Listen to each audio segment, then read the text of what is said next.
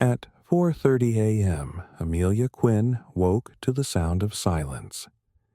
Not the kind that soothes, but the kind that settles deep into your bones when life has demanded more from you than it ever should. Above the small bakery she owned, the quiet apartment was still dark, except for the soft hum of a refrigerator and the occasional creak of old floorboards. She rubbed the sleep from her eyes, tied her thick hair into a quick bun, and made her way downstairs barefoot. The smell of yeast and flour always hit first warm, familiar grounding. By 5:15 a.m., her fingers were buried in dough, shaping the day before the sun had even made an appearance. This had become her ritual, her therapy, her second beginning. The bakery Ember and Crumb was born out of ashes. Years ago, the life she knew had collapsed overnight. Her mother, once full of fire and fierce hugs, came home with a layoff notice from Halden and Quinn, a corporate giant with no room for sentiment. In months, they'd lost everything: their home, her college fund, and a sense of safety she hadn't realized was fragile until it was gone. At 28, Amelia had carved a new life out of flour, sugar, and pure determination. It wasn't glamorous. It barely broke even some months. But it was hers, and that mattered. By 6:30, the front door jingled softly. "You're going to drive yourself straight into the ground," said Jules, her assistant and self-appointed voice of reason, peeling off her scarf as she entered. Amelia smiled, though her shoulders slumped with fatigue. "That's what the coffee's for." The morning rush came in waves, neighbors with worn smiles. A crew of painters from across the street. A young mom bribing her toddler with a muffin. For a few hours, the world outside faded. There was only the scent of cinnamon, the clink of coffee cups, and the quiet pride of building something with her own two hands.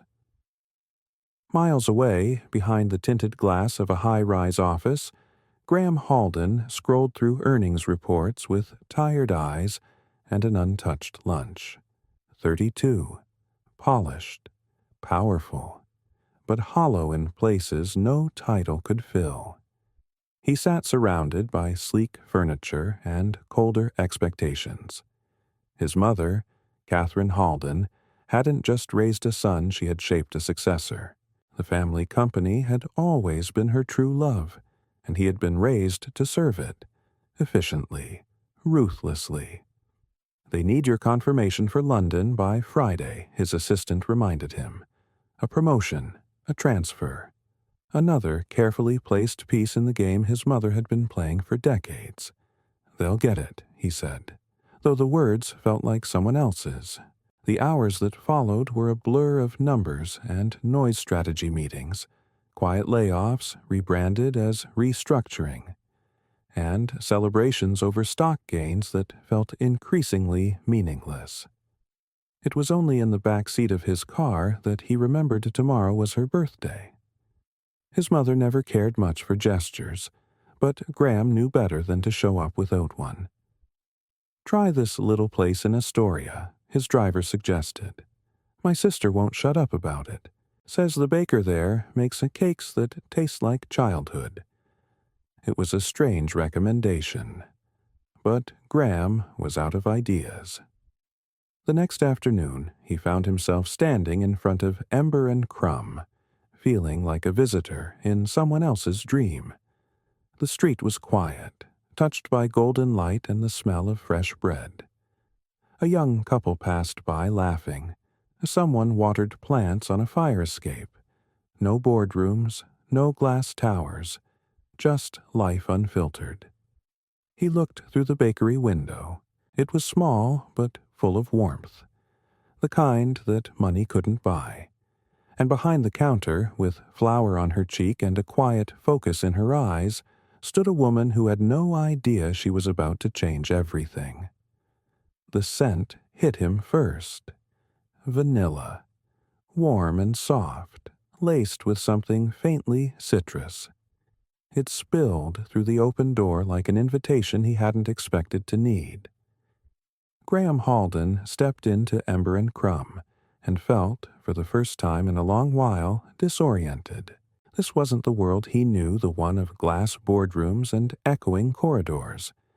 Here, the floors creaked softly. The walls were lined with honey-colored wood. Laughter replaced conference calls. Conversations happened without hushed tension or agendas. It was human. Behind the counter, a woman brushed flour from her forearms, a pencil tucked behind one ear, her sleeves rolled above her elbows. She glanced up at the sound of the bell, and something subtle shifted in the air like two people recognizing each other without knowing why. "Can I help you?" she asked, wiping her hands on a faded apron. Graham stepped closer, suddenly aware of the tailored lines of his suit, how they felt out of place here. "I need a birthday cake," he said, "for tomorrow." Her brow arched. "Bit last minute, isn't it?" He nodded. "I forgot." The admission felt unfamiliar, like he'd dropped a weapon in a battlefield. In his world, mistakes were hidden, not handed to strangers on a silver platter. She studied him for a beat, then said with a dry smile, "Must not be that important, then." "It's for my mother," he replied, almost defensively. "It's complicated." Something in his tone made Amelia's expression soften. She knew that weariness, the kind that settled behind the eyes. She saw it in the mirror some days. "Aren't they all?" she murmured. Then, after a moment's pause, "Let me see what I can do. What kind of cake are we talking?" Graham hesitated, and for the first time in a long time, Graham Halden, the man who made million-dollar decisions before his first coffee, had no idea how to answer a simple question.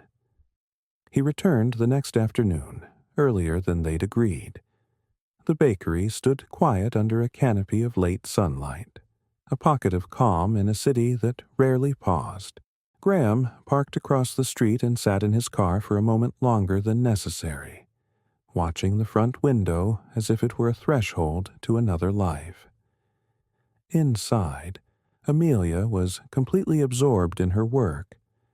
Her fingers moved with gentle precision, placing fresh berries on a cake with the kind of care that couldn't be taught. It was his mother's cake, and it was beautiful. She hadn't noticed him yet, and for a fleeting moment, Graham simply watched. No expectations, no facades, just her real, focused, and completely unaware of how rare that was in his world. "That looks incredible," he said finally. Amelia startled slightly, then offered a small smile. "You're early." There was no irritation in her voice, just a calm acknowledgement. She turned back to her cake, smoothing the edges of the frosting, just putting on the final touches. Graham watched her hands move, steady and confident. In his world, tasks like this were assigned outsourced, but here she was, doing it herself, owning it. "You take this seriously," he said. Amelia let out a soft laugh, the kind that filled up a space with ease. "I gave up a corporate job for this," she replied. "If I don't take it seriously, what was the point?" Graham blinked. That wasn't what he'd expected. "You left the corporate world?" She looked at him for a second, measuring him, then nodded. "It wasn't for me. The paychecks were big. But—" She shrugged. "Money's not worth much if it costs you your peace." Her words hung in the air, heavier than they seemed. Graham thought about his own life, the endless deadlines, the weight of carrying a name he hadn't chosen, the victories that felt like boxes checked rather than battles won. "Most people move the other way," he said. Amelia smiled faintly. "Most people are scared to bet on themselves." She placed the last berry delicately at the center of the cake and stepped back. I got lucky. My grandmother left me just enough to start this place. It's not glamorous, but it's mine.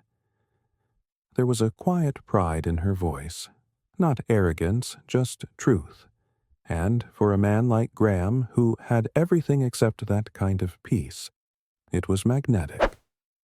"What made you leave?" he asked, and this time his voice wasn't casual. It was genuine. Amelia looked up at him, her fingers still dusted with powdered sugar, her expression thoughtful. And then she told him. Amelia gently nestled the finished cake into its box, careful not to smudge the frosting she'd smoothed to perfection. "The final straw," she said quietly, brushing stray flour from her wrist. "A soul-crushing job. A boss who mistook fear for leadership.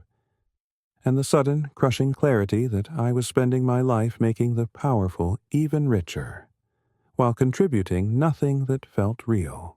She looked up at Graham, her eyes flicking briefly to his tailored suit before returning to the ribbon she was tying. "No offense. None taken," he said, surprised by how true that felt. Her words shouldn't have hit him the way they did. But they did. "Sometimes," he added without thinking, "I wonder the same thing." The admission landed in the quiet space between them. It was the sort of thing he'd never said aloud, not to colleagues, not even to himself. But something about the way Amelia listened without pressing made it feel safe. She didn't reply, just nodded faintly and tied the last knot on the ribbon, her fingers sure and graceful. "So, this birthday," she asked gently, "is it a big event?" Graham shook his head. "Just dinner. Just the two of us. My mother isn't exactly fond of celebrations." Amelia smiled knowingly. "Ah. So that explains the forgotten cake." He huffed a quiet laugh. "She's not easy to please," he admitted. "Nothing ever really is." She handed him the box. Their hands brushed brief, incidental, but the contact hummed with something unexpected. He didn't move for a beat longer than necessary. "Well," she said softly, "I hope this earns you a few points." He held her gaze. "I'm sure it will." They both knew that wasn't true. Vivian Halden could find flaws in the Sistine Chapel.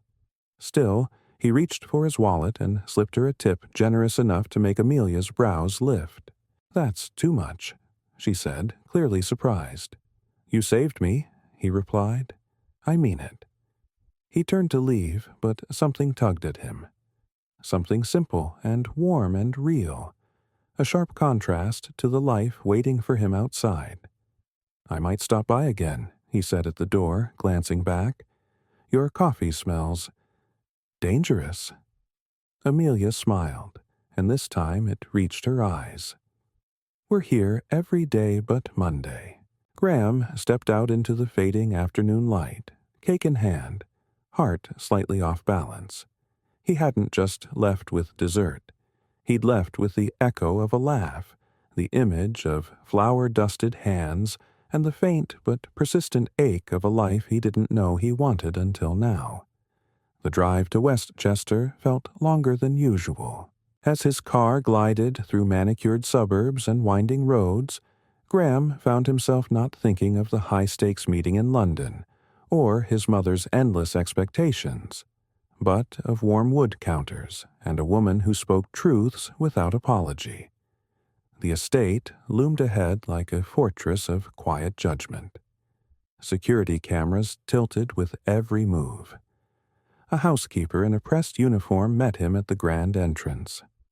"Ms. Halden is in the study, Mr. Graham," she said with a bow of the head. He nodded, the familiar weight of duty beginning to settle on his shoulders again.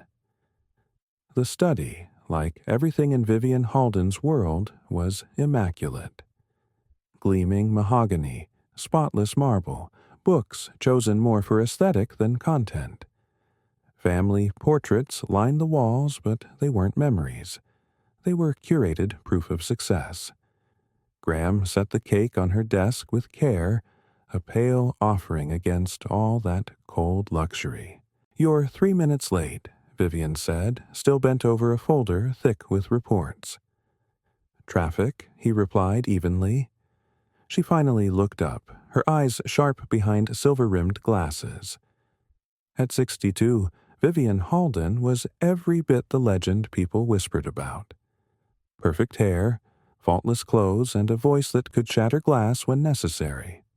She gestured to the box. "What's that?"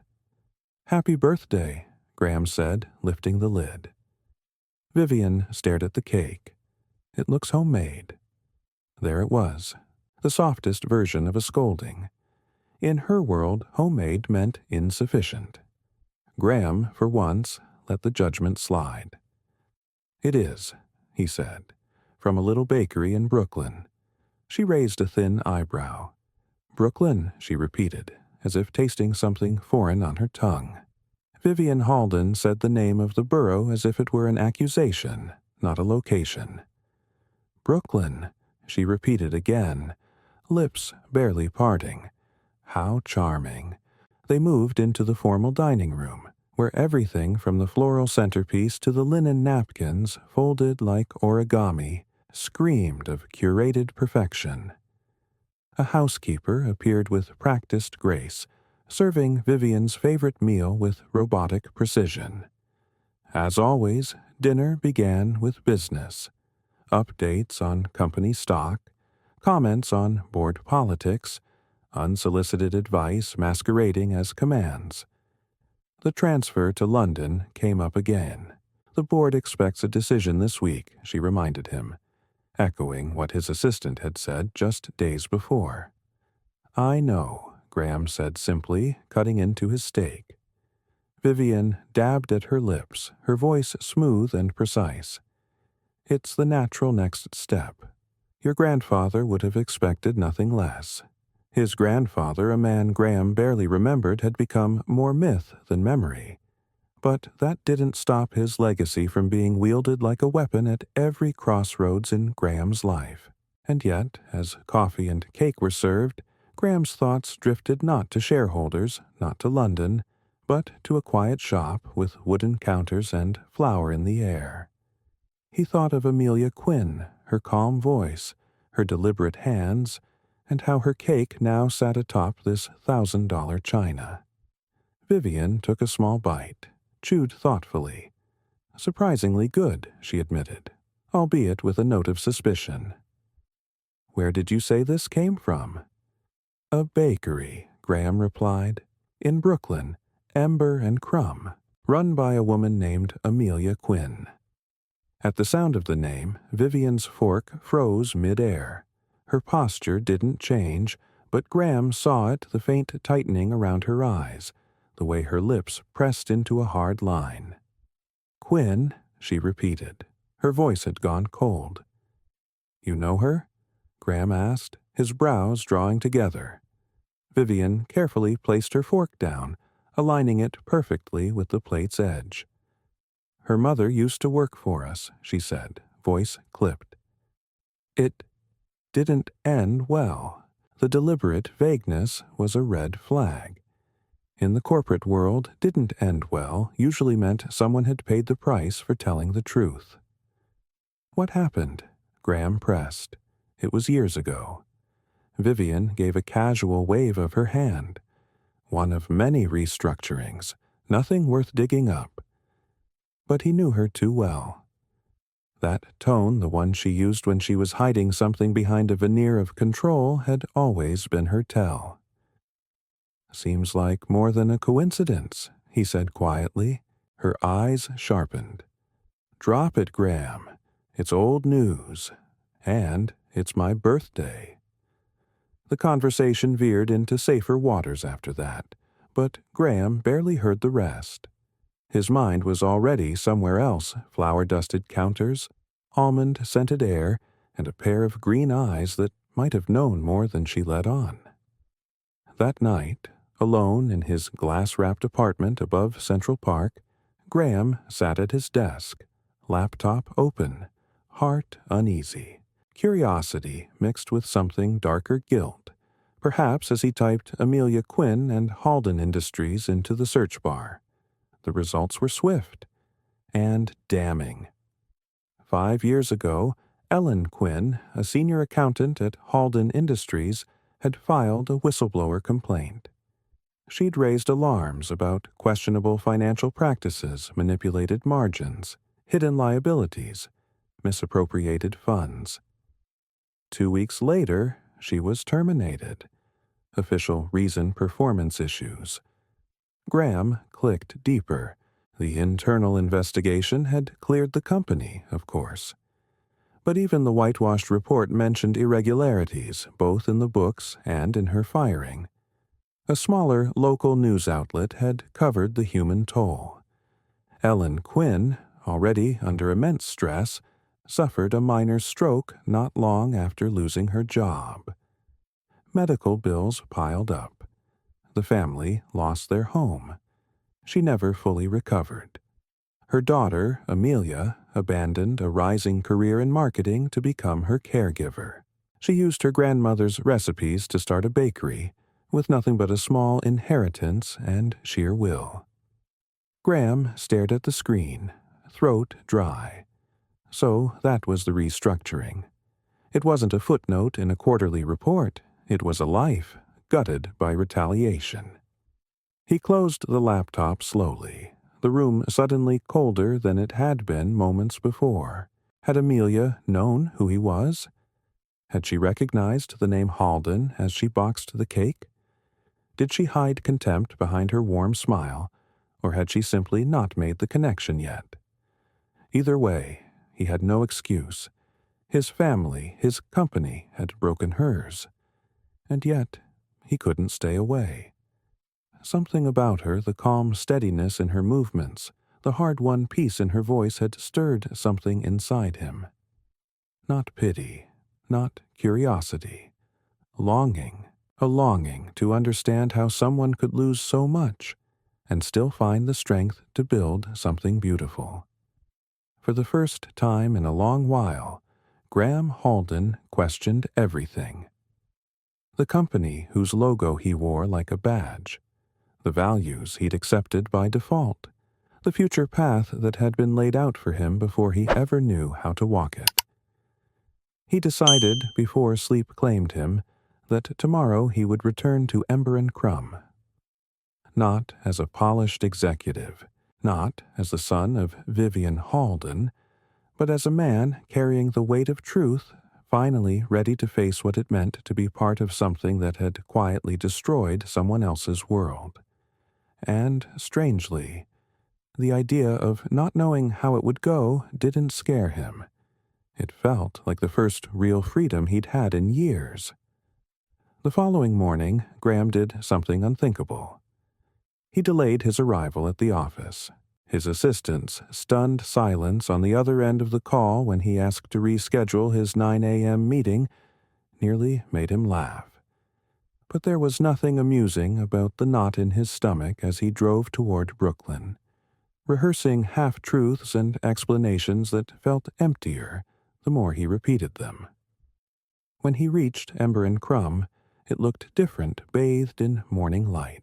The bakery buzzed with life, a long line of customers waiting patiently for their coffee, pastries, and the kind of comfort that couldn't be manufactured in a boardroom.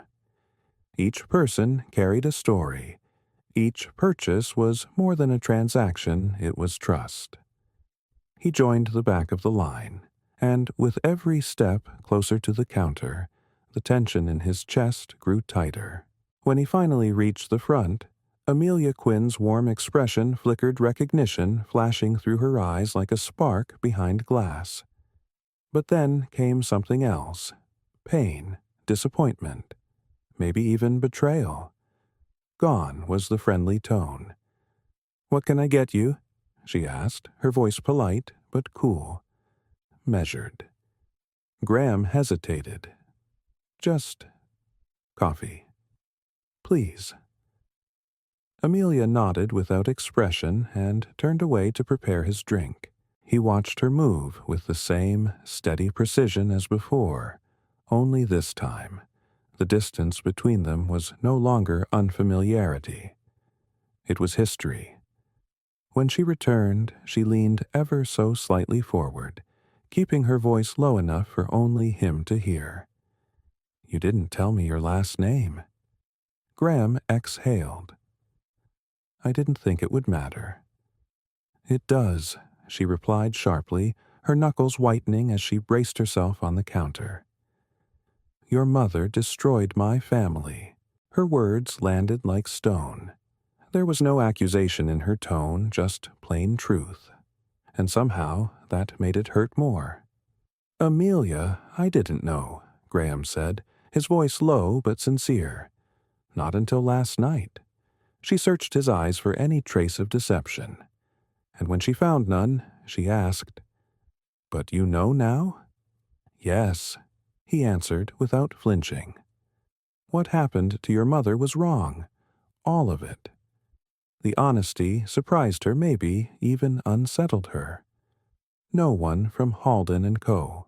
had ever admitted guilt. But she didn't soften. "That doesn't change anything," she said finally. "Words can't undo what was done."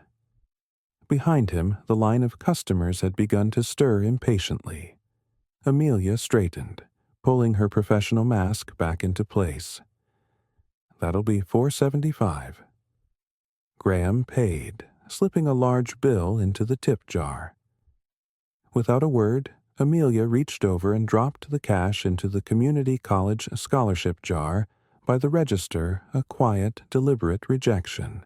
"I'd like to talk," Graham said gently, "when you're not working." "I'm always working," she replied coolly, already turning her attention to the next customer. Graham took his coffee to a small table in the corner. He had meetings to attend, calls to return, and London looming like a shadow at the edge of his week. But he didn't move. Instead, he watched the rhythm of her movements, the way she smiled at regulars, the way she never once glanced in his direction. She wasn't trying to impress anyone. She was just doing the work. And for reasons he couldn't quite explain, he didn't want to leave. An hour passed. Finally, as the crowd began to thin, Amelia approached his table. She wiped her hands on her apron, her expression unreadable. "Why are you still here?" Graham looked up, meeting her gaze. "Because I'm trying to understand something I should have questioned a long time ago." She crossed her arms. "And what's that?" He didn't hesitate.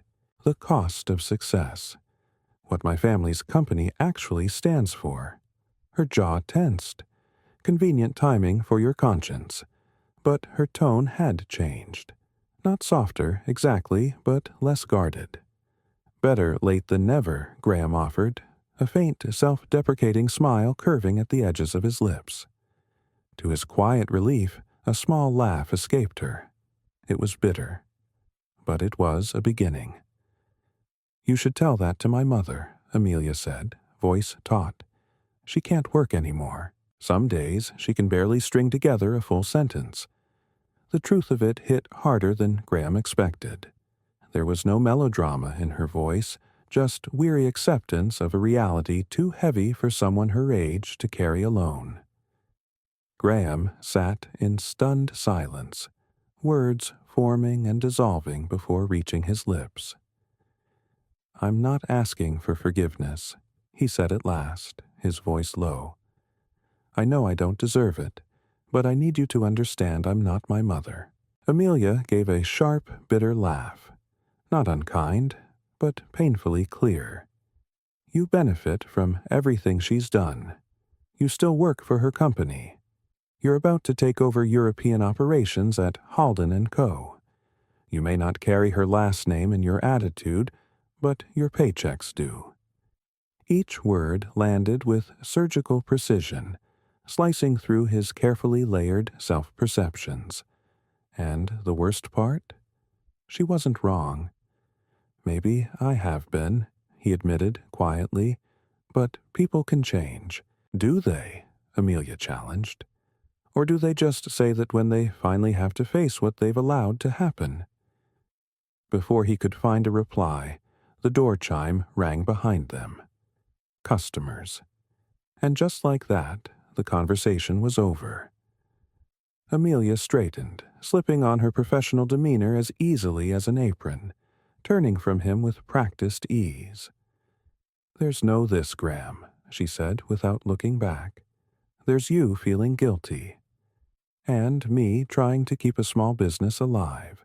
She returned to the counter with grace, leaving him alone at the table with a cup of coffee he could no longer taste and a truth he couldn't unhear. He had come here seeking redemption. Instead, he found the brutal clarity that redemption wasn't hers to give. If he truly wanted to be different from Vivian Halden, he'd have to show it, not to win a woman's forgiveness, but because it was right. As he left Ember and Crumb, Graham sank into his car, his chest hollow. His phone lit up with 17 missed calls and 29 unread emails, each one tethered to a future that no longer felt like his. For the first time since stepping into the corporate world, Graham considered something unthinkable. What if he said no? His office felt foreign when he finally returned. Too cold, too perfect, too hollow. His assistant rushed in with a flurry of rescheduled meetings and quiet disapproval, as though his absence had been a catastrophe. "The London office is expecting your confirmation call in 20 minutes, she said, her voice tight. "And your mother's called 3 times. Graham gave a small nod, but his thoughts remained miles away in a bakery filled with light, laughter, and a woman who didn't sugarcoat pain. He sat behind his desk, back straight, jaw tight, while his fingers hovered over the keyboard. "Send the London proposal to my private email," he said finally, "and let my mother know I'll call her later, this evening." The assistant hesitated, then nodded and backed out of the office. Graham opened the London file.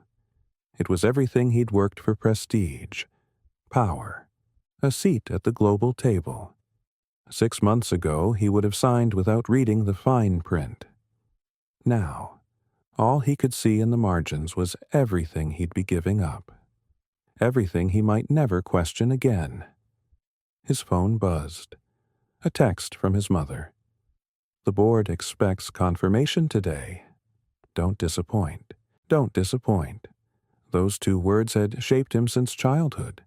They had dictated his schools, his friends, his clothes, even his smile. Graham closed his eyes and heard Amelia again.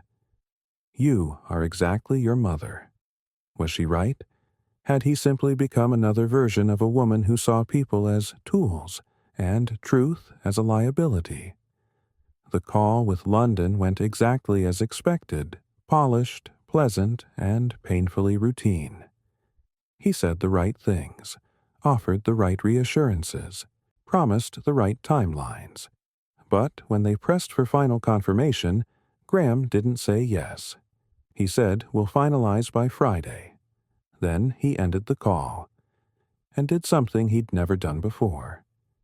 He stood at his office window, looking not at the city skyline, but past it, toward a different life, one that wasn't handed to him, one he would have to fight for. He didn't go home. Instead, Graham Halden drove north away from the skyline, away from his office, away from everything polished and prepared, toward the place he'd avoided for years, his mother's estate. Vivian was visibly caught off guard by his sudden arrival, but she recovered quickly, as always.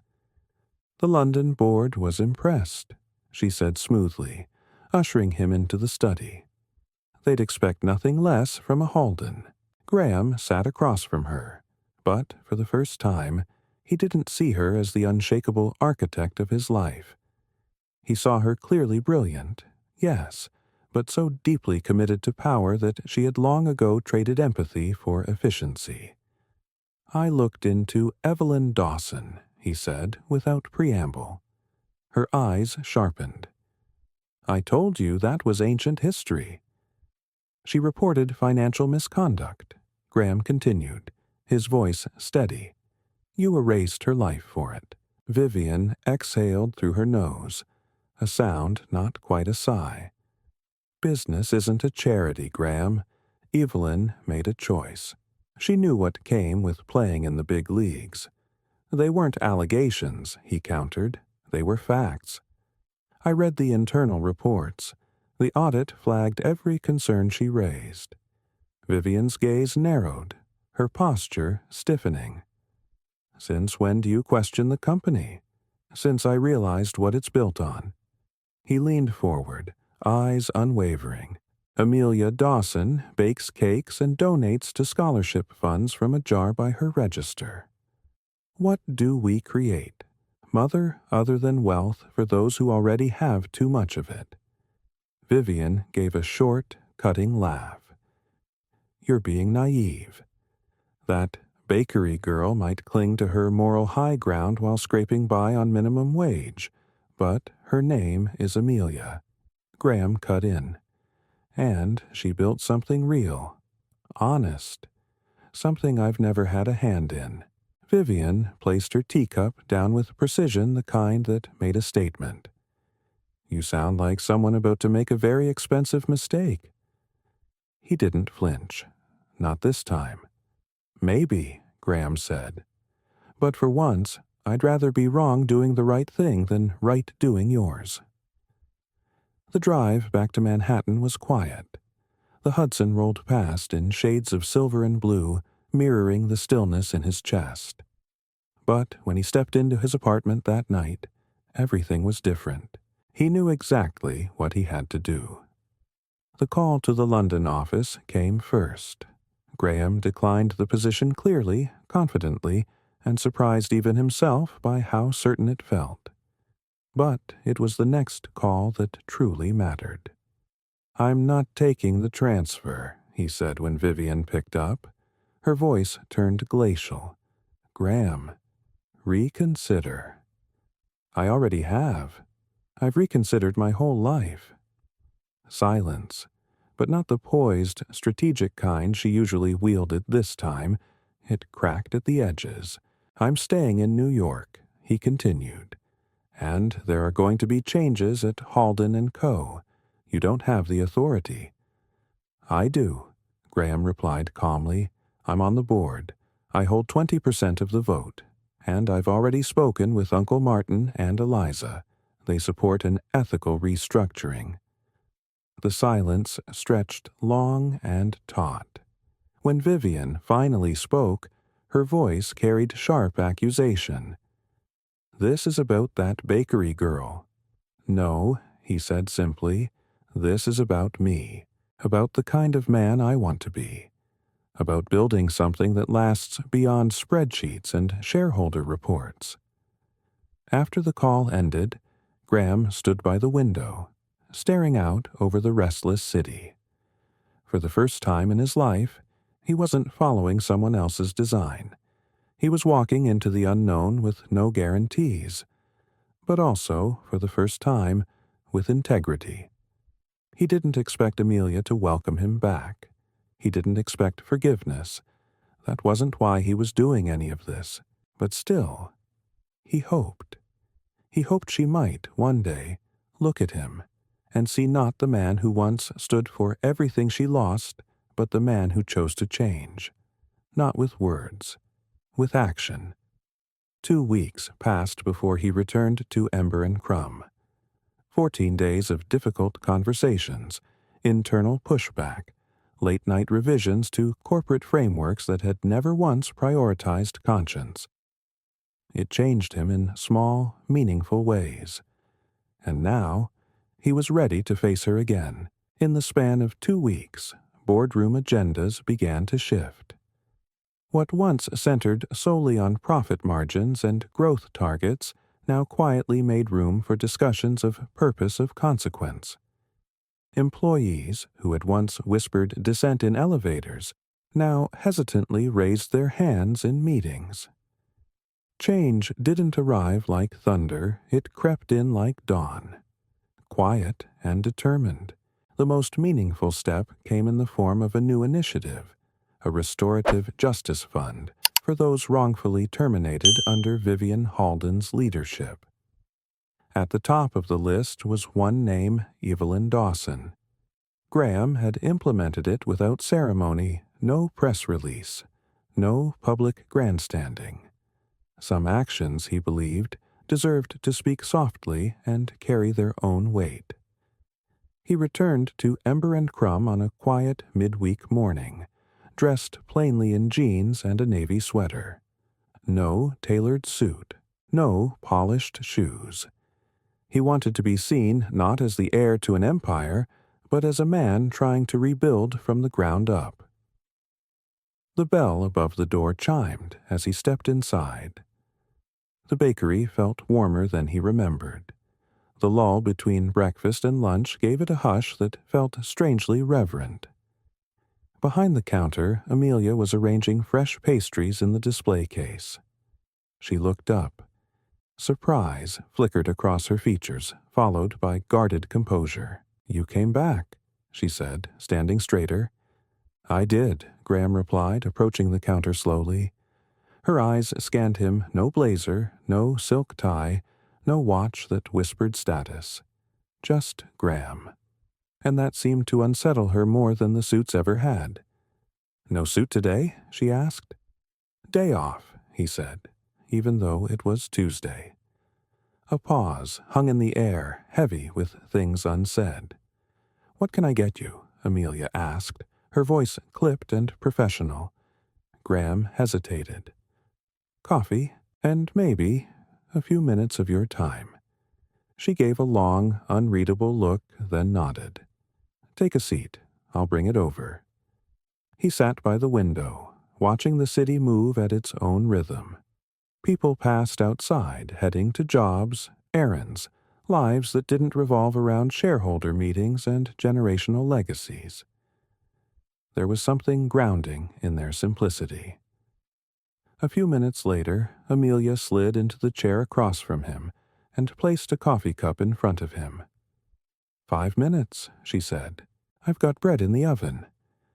Graham wrapped his hands around the cup, its warmth steadying.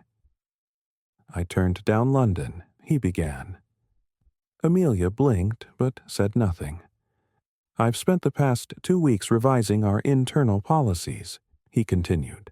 "I created a restitution fund. Your mother is at the top of the list. Back pay, damages, medical support. The first deposit should reach her account by week's end." Amelia stared at him, her carefully controlled face shifting just slightly. "What?" she asked. "It won't fix what happened," Graham said softly. "Nothing can, but it's a start." She leaned back, studying him. "Why?" she asked at last. "Why now?" He didn't flinch. "Not for you," he said, voice steady. "Although, meeting you sparked it. I did it for me, because I couldn't keep being the man I was. I've spent my entire life trying to win my mother's approval. I'm done." The honesty in his voice seemed to catch her off guard.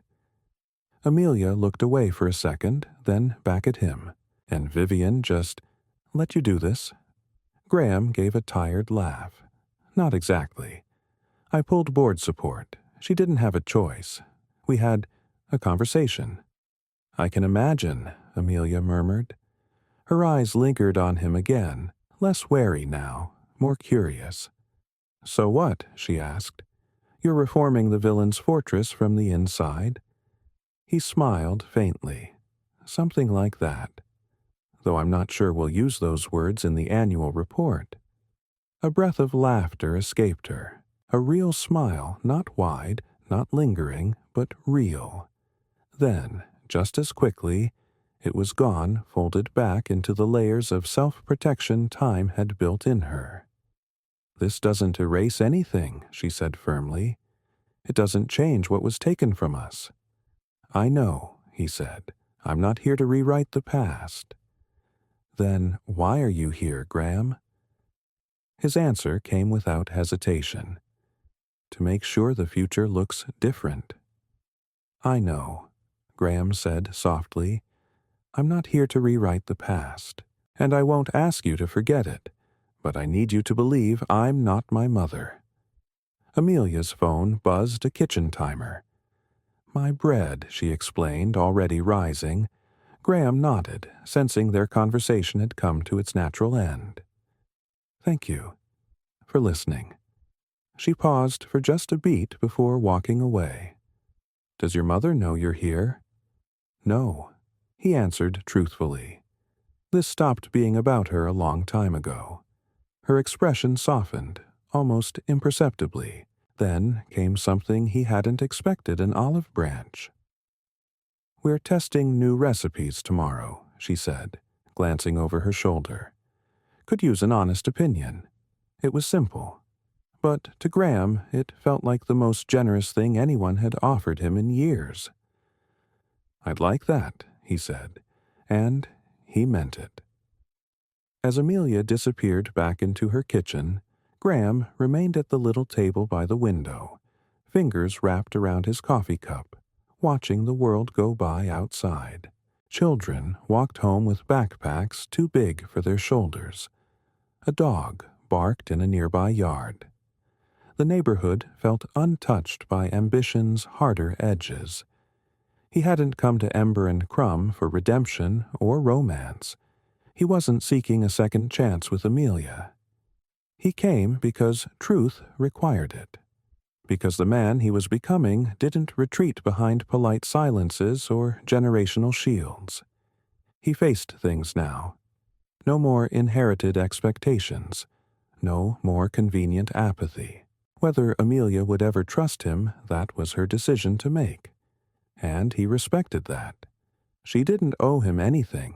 Not forgiveness. Not friendship. But Graham knew one thing for certain: the man who had walked into her bakery months ago, desperate to impress his mother with a cake, no longer existed. And in that absence, peace began to bloom. In the weeks that followed, Ember and Crumb became more than just a stop on Graham's map. It became part of his rhythm. He came early, some days before the line curled down the sidewalk, just in time to help carry in deliveries or move trays of fresh croissants. Other times, he arrived in the slow stretch of afternoon, laptop in tow, quietly occupying his now unofficial table while Amelia tested new glazes or tweaked her sourdough. It wasn't much, but it was something. A quiet, careful friendship. Tentative at first, but real. Amelia didn't make it easy. She didn't smile for no reason, didn't offer idle praise. Her trust was not given. It was earned slowly, intentionally. And Graham never once expected more than she offered. But the changes he'd sparked at Reynolds and in her world couldn't be ignored. The restitution fund had changed things. Her mother, Evelyn, now had access to round-the-clock care. The stress that had weighed on both of them for years had begun to lift. She remembered the date today, Amelia said, one quiet Wednesday, sliding into the seat across from Graham. First time in, I don't know how long. Graham looked up from his screen. That's incredible. The specialist thinks the lower stress is helping. Her voice caught slightly, then she added, quieter. Thank you for that. It was the first time she'd directly acknowledged what he'd done, and he didn't smile. He just nodded, deeply aware of the weight behind her words. Meanwhile, at Halden and Kakung, change hadn't come without resistance. Vivian remained chairwoman, but her grip had weakened. Graham, now leading internal reform, was slowly rewiring the very bones of the empire. Termination protocols, ethics reviews, a new whistleblower policy. None of it made headlines, but it made a difference. Veteran executives resisted. Shareholders squinted. Rivals waited for cracks to widen. But a strange thing happened. Morale rose. Retention strengthened. And, for the first time in years, the company's name stopped being synonymous with fear. One board meeting turned unusually tense. "Your grandfather would be appalled," Vivian snapped. "Or maybe," Graham answered calmly, "he'd recognize that growth and evolution are not mutually exclusive." Vivian had scoffed, but the truth stung, and the son she'd once sculpted in her image had quietly slipped beyond her reach. She still called daily, still tried to pressure and steer, but the tide had turned, and she knew it. One evening, as the sun dipped behind the Brooklyn rooftops, Graham arrived at Ember and Crumb just as Amelia was closing. She looked tired. Her hair was tied back with a pencil tucked through the knot. Flour smudged her cheek. Her apron hung loose at her waist. And somehow, she'd never looked more remarkable. "Long day?" he asked gently. She offered a crooked smile. "You have no idea." He stepped inside as she flipped the sign to closed. "Need help cleaning up?" She hesitated, then handed him a towel. And just like that, without ceremony or speeches, he began to sweep the floor beside her. Quietly, like he belonged. A smudge of flour still clung to her cheek, and a few strands of hair had escaped Amelia's usually neat bun as she leaned back against the counter, visibly drained. "Long day?" Graham asked, helping her flip chairs onto tables. Amelia let out a breath that sounded more like a sigh. "Supplies are delayed again. Everything costs more. But people still expect yesterday's prices. That's business now, I guess." Graham understood the strain. He saw the weight small businesses carried in every inch of her posture. "Have you ever thought about expanding?" he asked gently. "A second location could help offset the overhead." Amelia raised an eyebrow. "With what capital?" She chuckled dryly. "Banks aren't exactly throwing money at neighborhood bakeries these days." He hesitated, then said carefully, "I know a few investors. People who focus on ethical funding local businesses. Fair terms." She studied him for a beat, eyes narrowing just slightly. "By a few investors, you mean you." He offered a small shrug, among others. "No strings attached, just an option if you ever want to explore it." She crossed her arms. "Graham." "I know," he said quietly. "Mixing business with whatever this is, it's not simple." It was the first time either of them had acknowledged it out loud, this quiet thing building between them, undefined and still fragile. The air around them changed, heavier but not uncomfortable. "I'm not asking for an answer now," he said. "Just think about it." They finished closing in silence, but it was the kind of silence that felt full comfortable, lived in. Outside, dusk had softened the edges of the street. The harshness of the city blurred under warm lamplight. Amelia paused on the steps. "I should get home," she said. "Morning starts early." Graham nodded, but he wasn't ready to let the evening end. He cleared his throat, suddenly unsure of himself. "I was wondering, would you like to have dinner with me sometime?" Amelia turned toward him, brows lifting slightly. "Not here," he added quickly. "Not at the bakery, not about funding or family or anything complicated. Just us, trying to figure things out." Her gaze lingered on him, unreadable in the dim light. The silence stretched long enough for him to begin bracing for a gentle no. But then, finally, "Okay," she said, a faint smile tugging at her lips, but somewhere normal. "No restaurants with menus that don't list prices." He laughed, relief rushing through him. "Deal." They exchanged numbers despite the months they'd known each other. This felt like something entirely new, like starting over, deliberately, quietly, honestly. That night, as Graham drove home, he thought about how much had shifted in his world since the day he walked into Ember and Crumb looking for a last-minute cake. His world had once ended at boardrooms, quarterly reports, and high-stakes strategy. Now it had grown to include sunrise deliveries, the smell of cinnamon, and a woman whose honesty could disarm a lifetime of performance. When he reached his apartment, his phone rang Vivian, as always. "The London office is floundering," she said by way of greeting. "They need someone steady at the helm." Once, Graham would have reshuffled his entire life to step in. Now, he simply replied, "Then they'll need to find that person." A beat of silence. "This is about that baker, isn't it?" "This is about me," he answered, "making my own choices for once." He ended the call before she could reply. Crossing to the window, Graham looked out over the city toward the distant glow of Brooklyn. The road ahead remained uncertain. Amelia still carried scars he couldn't erase.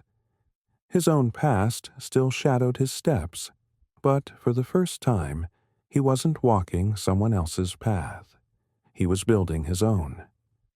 5 months later, Graham and Amelia sat on a weathered park bench in Prospect Park, hands wrapped around takeaway coffee cups. Early spring still clung to the air, and joggers passed in determined silence. Their relationship had grown like everything at Ember and Crumb with care. No grand gestures, no whirlwind romance, just small moments, shared silences, earnest questions, trust built brick by brick. "My mom asked about you," Amelia said, breaking the quiet. Graham smiled softly, eyes still on the winding path ahead. "Yeah?" "You know," Amelia said, breaking the comfortable quiet between them. "Mom asked about you yesterday." Graham glanced at her, a smile playing on his lips. "Oh, yeah. She wanted to know when you're coming for dinner again." The warmth in his chest surprised him every time her mother's name came up. Evelyn Quinn's recovery, though slow and incomplete, had brought unexpected moments of joy. Their first meeting had been tense, rightfully so, but over time, Evelyn's sharpness returned in glimmers. With it came a kind of grace Graham hadn't dared hope for. "I'd love to," he said, meaning it. "Maybe next weekend?"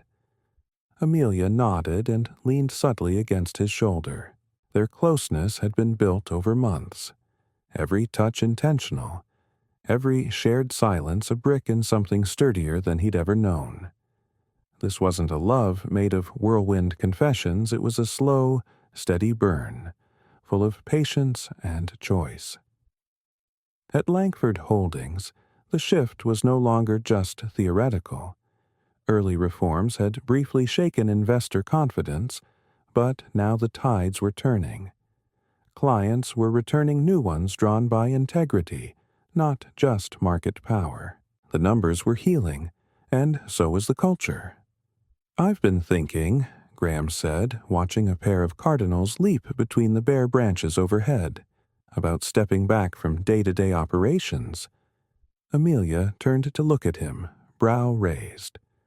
"That's not a small change." "Are you sure?" He nodded slowly. "The company doesn't need me micromanaging anymore. I've built the right team, and I want to make space for other things." The other things hovered in the air between them, unspoken but understood. They both felt it. Possibility. Graham had recently begun mentoring young entrepreneurs from underrepresented neighborhoods, something that gave him a sense of purpose. Corporate strategy never had. Amelia, meanwhile, was seriously considering opening a second Ember and Crumb location, this time on the other side of Brooklyn. "Vivian's not going to love that," Amelia said, referring to his formidable mother. Her voice wasn't judgmental, just knowing. He smiled. Probably not. But it's not hers anymore. Not really. They sat in silence for a while, watching the park move around them. A father jogged past, pushing a stroller. A pair of elderly women strolled slowly by, arms linked. A trio of teenagers shouted at one another from across the green, their laughter spilling into the air. "You know," Amelia said, her voice quieter now, "I don't think I ever really thanked you." He looked over. "For what?" "For changing," she said simply. "You didn't have to. It would have been easier not to." Her words struck deep not just because they were true, but because she saw the weight of that choice. Staying the course would have meant comfort, approval, familiarity. Instead, he'd lost connections he once thought essential, including most of his standing with Vivian. But sitting beside Amelia, holding her hand, none of that seemed like a real loss. "Worth it," he replied. She squeezed his hand gently, a small smile tugging at her lips. She knew what it had cost, just as he understood what she had given up her guardedness, her skepticism, even just space in her life for him to be there. They walked slowly back toward her apartment above the bakery, their conversation drifting toward weekend errands and tomorrow's prep list. There were no declarations, no plot twists, just ordinary things. And that was enough. Later, in the coziness of her kitchen, the scent of olive oil and garlic filled the space as they prepared dinner together. Amelia, flour-streaked again and rolling dough with practiced ease, glanced up to find Graham watching her. "What?" she asked, eyebrows arching. "Nothing," he said, then paused. "Actually, everything." She tilted her head, curious. "You." "This," he said softly, "the smell of bread in the air. This kitchen. You in it." Her lips curved into a small, knowing smile. "Are you getting sentimental on me, Langford?" "Maybe," he said, grinning. "But it's your fault." She rolled her eyes but didn't look away, and in that look was something quiet and strong trust, slowly earned and freely given. This wasn't where either of them had expected to end up, but it was exactly where they were meant to be. "Actually," Graham said softly, "everything. I just realized how much I like this life." Amelia glanced over, her smile gentle, knowing the weight behind those simple words. "It's different from what you planned." "It's better," he replied, no hesitation in his voice. They moved around the kitchen in sync, the way people do when they've learned each other's rhythms. The scent of rosemary and butter hung in the air, the soundtrack of soft music humming in the background. It wasn't the life Graham had once envisioned. It was quieter, less grand, but it was honest, and it was his. He hadn't completely abandoned his life at Langford Holdings. He still sat in boardrooms, still helped steer decisions that shaped entire sectors. But now, he had drawn a line, one that carved out space for dinners like this. Mornings spent in Brooklyn cafes. Long walks through city parks without checking his inbox every 5 minutes. And Amelia, she hadn't lost herself in this either. She was still the woman who woke up before sunrise to prepare fresh scones, who kept her bakery humming on passion and precision. Ember and Crumb had expanded to a second location, just as she'd once dreamed. Their relationship never consumed her. It strengthened her. They were separate, and yet side by side supporting without overshadowing. As they sat down at her small wooden table, the one that always smelled faintly of flour and cinnamon, Graham looked around and let it all settle over him. This wasn't some cinematic romance with sweeping music and sudden declarations. There had been no dramatic twists, no teary reunions under pouring rain. What they had built together was something deeper, the kind of connection formed in quiet spaces, through daily choices and honest words, through growth, through courage. Amelia passed him a piece of the bread they had just baked, her hand brushing his. "What are you thinking about?" she asked. Graham looked at her, really looked at the woman who had once met him with wary eyes and flower-dusted sleeves, and now shared her life with him, piece by piece. "I was just thinking," he said, "how the best stories don't always need grand declarations. Sometimes they're just about two people, standing on opposite sides of a bridge, who both decide to take a step." Amelia's smile deepened, not the kind meant for show, but one full of quiet understanding. And in that look, in that mutual truth, was everything. Not a fairy tale, something better. You've just experienced the story of Graham and Amelia, two people from starkly different worlds who found one another not through fate, but through courage, change, and choice. A journey about what happens when someone steps away from expectation and steps into their own truth. If this story of redemption, vulnerability, and unexpected connection resonated with you, we'd love to hear from you. What part spoke to your heart? Drop your thoughts in the comments.